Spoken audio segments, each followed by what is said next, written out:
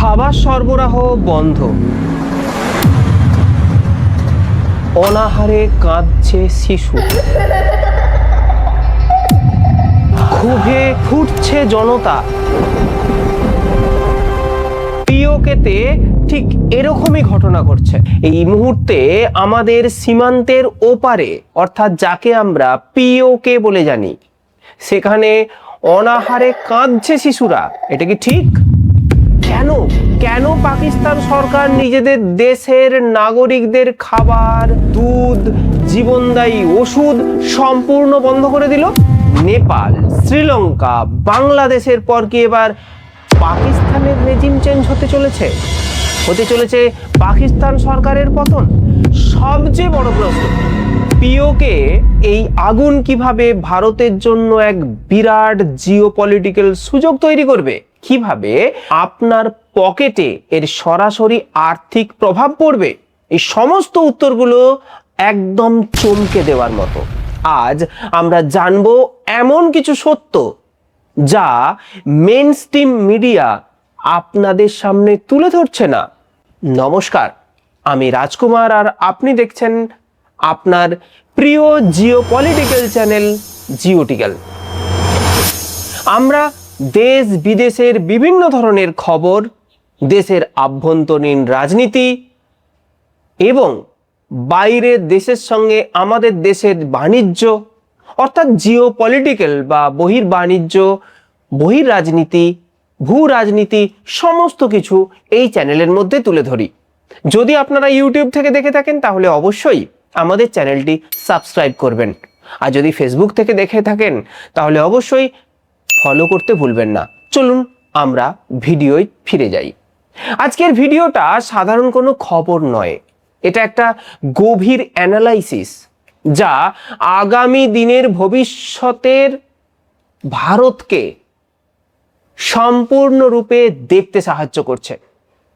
ভারতের ভবিষ্যৎ ঠিক কি হতে পারে তা সম্পূর্ণ এই ভিডিওটা ঠিক করে দিতে পারে, বা এই ঘটনাটা ঠিক করে দিতে পারে। শুরুতেই আসি বর্তমান পরিস্থিতিতে। পাকিস্তান অকুপাইড কাশ্মীর বা পিওকে তে এমন এক মারাত্মক প্রোটেস্ট চলছে যাকে থামাতে পাকিস্তান সরকার এক অমানবিক রাস্তা বেছে নিয়েছে। ভাবলে আপনি অবাক হয়ে যাবেন, এটা একটা সরকার করতে পারে। তারা পিওকেতে খাবার বা মেডিসিন ঢোকানো সম্পূর্ণরূপে ব্লক করে দিয়েছে।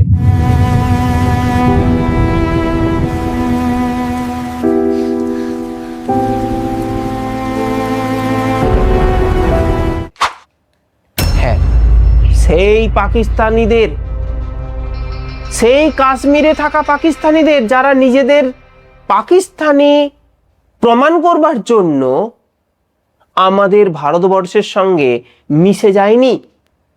আজ তাদের শিশুরাই দুধ পাচ্ছে না, মুমূর্ষু রোগীরা ওষুধ পাচ্ছে না। এর ফলে আন্দোলন কমার বদলে, অর্থাৎ পাকিস্তানি মিডিয়া বা পাকিস্তান সরকার ভেবেছিল যে এরকম ধরনের অত্যাচার করলে হয়তো আন্দোলন কমে যাবে। সেই আন্দোলন তো কমছে না, বরং একটা মারাত্মক রূপ নিচ্ছে। একটু ফ্ল্যাশব্যাকে চলে যাই, অর্থাৎ ইতিহাসের পৃষ্ঠাটাকে একটু উল্টে পাল্টে দেখি, কেন এলো এই পরিবর্তন, কেন আন্দোলন হচ্ছে এই জেনজি আন্দোলন। চলুন আমরা একটু ইতিহাসের দিকে তাকাই। মনে করে দেখুন, নেপালের জেনজি আন্দোলন, যেখানে সোশ্যাল মিডিয়ার ডাকে সরকার পড়ে গেল। চলুন তারও একটু আগে চলে যাই। হ্যাঁ, বাংলাদেশ, ঠিক শুনেছেন, আমাদের ঠিক পূর্ব দিকে রয়েছে বাংলাদেশ। বাংলাদেশের কয়েক বছর আগে, অর্থাৎ 2024-এ কোটা আন্দোলনের কথা ভুলে গেছেন নিশ্চয়ই? না, ভোলেননি। হ্যাঁ, আমি সেই কোটা আন্দোলনের কথা বলছি। আন্দোলনটা কোটা আন্দোলন দিয়ে শুরু হলেও দেশের প্রধানমন্ত্রীকে দেশ ছাড়তে বাধ্য করেছিলেন তারা। চলুন আমরা শ্রীলঙ্কার দিকে তাকাই। শ্রীলঙ্কায় ইলেকট্রিসিটি তার দ্রব্যমূল্য বৃদ্ধি বা ক্রাইসিস নিয়ে আন্দোলন এমন পর্যায়ে চলে গিয়েছিল যেখানে জনতা সরাসরি সরকারি ভবনকেই দখল করে নেয় এবং সুইমিং পুলে সাঁতার কাটতেও দেখা গিয়েছিল। পিওকের পরিস্থিতি কি সেই দিকে এগোচ্ছে? জানি না, সময় বলে দেবে। কিন্তু এখন প্রশ্ন হলো লাখ টাকার প্রশ্ন। প্রশ্নটা কি? প্রশ্নটা হচ্ছে, এই যে সমস্যা, এই সমস্যা শুরু কোথা থেকে, এটা নিয়ে আমি এখন আপনার সঙ্গে ব্যাখ্যা করব। দেখুন, এর জন্য আমাদের ফিরে যেতে হবে কোথায় বলুন তো, 1947 সালে। ব্রিটিশদের সাথে স্বাধীন হওয়ার পর কাশ্মীরের রাজা চেয়েছিলেন, মানে কাশ্মীরের রাজার নাম কি ছিল মনে করে দেখুন, হরি সিং। ছিলেন হিন্দু রাজা, কিন্তু ওখানকার বেশিরভাগ মানুষ কিন্তু মুসলমান, অর্থাৎ মুসলমান অধ্যুষিত ওই জায়গা।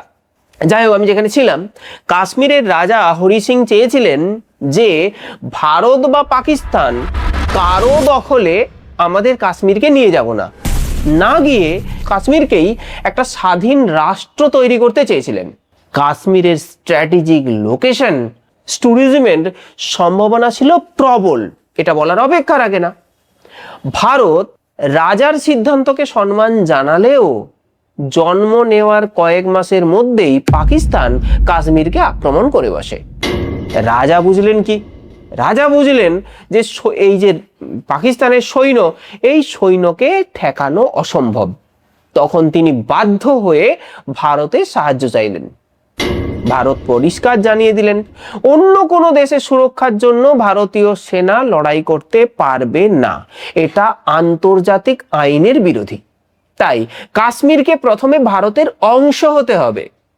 অনিচ্ছা সত্ত্বেও রাজা ইনস্ট্রুমেন্ট অফ অ্যাকসেশনে সই করলেন এবং ভারতীয় সেনা সঙ্গে সঙ্গে যতটা সম্ভব কাশ্মীরকে রক্ষা করলো।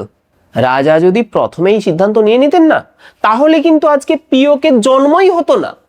যাই হোক, আমি যেখানে ছিলাম, পুরো কাশ্মীরটা ভারতের হাতে আসবে ঠিক সেই সময়, অর্থাৎ ভারতীয় সেনারা যখন আস্তে আস্তে পাকিস্তানের অধিকৃত কাশ্মীরকে ধীরে ধীরে পুনরুদ্ধার করে বা দখল করে ধীরে ধীরে কাশ্মীরকে নিজেদের দখল করে নিচ্ছে, ঠিক তখন তৎকালীন প্রধানমন্ত্রী জওহরলাল নেহেরু বিষয়টিকে রাষ্ট্রসংঘ ইউএন এর কাছে তুলে দেন। রাষ্ট্রসংঘ সাথে সাথে কিন্তু একটা নির্দেশ দিলেন। নির্দেশটা কি? যে যেখানে যে দাঁড়িয়ে আছে সেটাই তার বর্ডার বা লাইন অফ কন্ট্রোল, যাকে আমরা এলওসি বলি। পাকিস্তান কোনোদিন রাষ্ট্রসংঘের সিদ্ধান্ত বা নির্দেশকে মেনে নেয়নি, বা সেই রাষ্ট্রসংঘের নির্দেশকে মেনে সেনা সরায়নি। আর ভারতের জওহরলাল নেহেরুও সেনাকে আর এগোতে দেননি। কাশ্মীরে ফলস্বরূপ কাশ্মীরের একটা বড় অংশ বেআইনিভাবে পাকিস্তানের দখলে চলে যায়। আর সেটাই আজকের পিওকে বা পাক অকুপাইড কাশ্মীর। এইবার পাকিস্তান পিওকের মানুষদের একটা বিষয় বোঝালো। এখন পাকিস্তানের থাকা কাশ্মীরের অনেকটা অংশ ভারতের সঙ্গে যুক্ত হয়েছে কাশ্মীর। তাই যে কাশ্মীরটাকে পাকিস্তানিরা দখল করে রেখেছিল, তাদেরকে এটা বোঝানো হলো যে তোমরা ভাই ভাই, তোমাদেরও ইসলাম ধর্ম, আমাদেরও ইসলাম ধর্ম। কিন্তু ধর্মের নামে এই আবেগ বেশি দিন চলল না। সেটা প্রমাণ হয়ে গেল কখন? 1971 সালে। 1971 সালে কি হলো একটু ঘুরে দেখি আমরা। 1971 সালে যখন পূর্ব পাকিস্তান, মানে বর্তমান যাকে আমরা বাংলাদেশ বলে চিনি আর কি, সেখানকার এক মুসলিম, অবশ্যই সে কিন্তু বাঙালি ছিল, মানে বাঙালি মুসলিম, নাম কি সবাই আমরা জানি, যার নাম হলো মুজিবুর রহমান। তিনি সারা পাকিস্তানের ভোটে জিতলেন এবং তিনি দাবিদার হলেন পাকিস্তানের প্রধানমন্ত্রী হিসেবে। কিন্তু পশ্চিম পাকিস্তান তাকে মানতে অস্বীকার করলো। কেন না, বাঙালি আবার কি করে প্রধানমন্ত্রী হতে পারে? এবং শুধু তাই নয়, বাঙালিদের ওপর অত্যাচার শুরু হলো, নির্মম অত্যাচার। এবং নিজেদের স্বার্থের বাইরে ইসলাম প্রীতি যে নেই, এটা প্রত্যেকেই বুঝতে পারলো। বাংলাদেশ তো পরিষ্কারভাবে বুঝতে পারলো। হ্যাঁ, যদিও এখন বাংলাদেশের কিছু ভাই বোনেরা মানে অতিরিক্ত মুসলিম প্রীতি এসে গেছে, ইসলাম প্রীতি এসে গেছে, ঠিক আছে, আপনারা ইসলাম ধর্মে রয়েছেন, ইসলাম প্রীতি থাকা ভালো, কিন্তু চোখ কান খোলা রেখে করুন, ইতিহাস দেখুন। একটা দেশের স্বার্থতে কখনো ইসলাম হিন্দু কিচ্ছু এসে যায় না, স্বার্থটাই বড় হয়ে দাঁড়ায়। জোর যার মূল্য তার, এটাই হয়। যাই হোক, আমি ঘটনায় চলে যাই। পিওকেতেও ঠিক এটাই হচ্ছে। পিওকের নদীতে বাঁধ দিয়ে জলবিদ্যুৎ তৈরি হচ্ছে, অবশ্যই পিওকেতে, কিন্তু আর সেই জলবিদ্যুৎ যাচ্ছে কোথায় জানেন? পাকিস্তানের পাঞ্জাব প্রভিন্সে। এদিকে পিওকের মানুষ অন্ধকারে রয়েছে, যেখান থেকে বিদ্যুৎ উৎপন্ন হচ্ছে সেখানকার মানুষ কিন্তু বিদ্যুৎ পাচ্ছে না। পাঞ্জাবে বড় বড় হসপিটাল তৈরি হচ্ছে বা হয়েছে, কিন্তু পিওকের চিকিৎসা ব্যবস্থা একদম অন্ধকারের মধ্যে রয়েছে, সেই মানধাতার আমলের অবস্থা। তাহলে পিওকের মানুষ এতদিন চুপ ছিল কেন? কারণ ওই মানুষগুলোকে জাগানোর জন্য 1 নম্বর কোনো এজেন্সি এতদিন পর্যন্ত কাজ করেনি, আর 2 ওই ধর্মের সুরসুরি। কিন্তু কতদিন চলবে এরকম? কোনো দেশের কোনো না এজেন্সি, কোনো এক এজেন্সি বা কয়েকজন মিলে চায়ের দোকানে, মসজিদে, বাজারে অতি গোপনে যুবকদের মধ্যে প্রশ্ন ঢোকানো হলো আস্তে আস্তে, তোমরা পাকিস্তানি, নিজেদেরকে সম্মানিত বলে মনে করো বা তোমাদের মধ্যে তোমরা নিজেরা গর্বিত হও পাকিস্তানি বলে, তোমাদেরকে পাকিস্তান সেকেন্ড ক্লাস সিটিজেন হিসেবে মানে। তাদের ফল্ট লাইনটা দেখানো হলো ভারতে যে কাশ্মীর রয়েছে তার উন্নয়ন, কিভাবে সেখানে ব্রিজ, নতুন রেলওয়ে ট্র্যাক, টানেল, ইনভেস্টমেন্ট আসছে। আর তারই সঙ্গে থাকা অপর পাকিস্তান কিভাবে পাঞ্জাবের উন্নতি করছে। শুরু হলো মাস্টার স্ট্রোক, ছোট ছোট প্রোটেস্ট বা ড্রাই রান। এগুলো সবসময় ব্যর্থ হতো, কিন্তু শুধুমাত্র ব্যর্থ নয়, এগুলো করে দেখা হতো যে কোন কোন জায়গায় তারা রুখে দিচ্ছে, অর্থাৎ পাকিস্তানিরা রুখে দিচ্ছে। যেমন ধরুন, কোথাও পুলিশি পারমিশন নেই, সেখানে পুলিশি পারমিশন নেওয়া হলো। যেখানে পুরুষদের উপর অত্যাচার করছে সেখানে নারীদের বা শিশুদের নিয়ে আসা হলো। তৈরি হলো বুলেট প্রুফ প্ল্যান। এরপর 2026 সালে শুরু হলো চূড়ান্ত আন্দোলন। তখন সামনে সরাসরি রাখা হলো মহিলা, শিশুদের, বাচ্চারা সামনে নেতৃত্ব দিচ্ছে। পাকিস্তান আর্মি এখন মরিয়া হয়ে উঠল। কেন?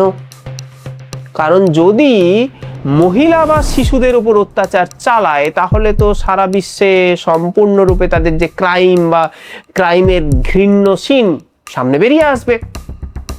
আর ঠিক সেই কারণে চরম আক্রোশে পাকিস্তান বাচ্চাদের দুধ আর ওষুধ, হ্যাঁ ঠিক শুনছেন, বাচ্চাদের দুধ যেটা খেয়ে বাচ্চারা তাদের পুষ্টি পায় সেটাকে আটকে দিয়েছে। চলুন এবার আসি সবচেয়ে ইন্টারেস্টিং পার্টে। জিওপলিটিক্স আমরা কেন পড়ি? কেন? ভারতের এখানে লাভ কোথায়? আর ভারতের কি লাভই বা রয়েছে এখানে? দেখুন, এই আন্দোলনের ফলে 3টা জিনিস ঘটতে পারে। সেই 3টে জিনিস আপনাকে মাথায় রাখতে হবে। প্রথমত, যদি প্রোটেস্ট থেমে যায় পাকিস্তান মারাত্মক চাপে পড়বে।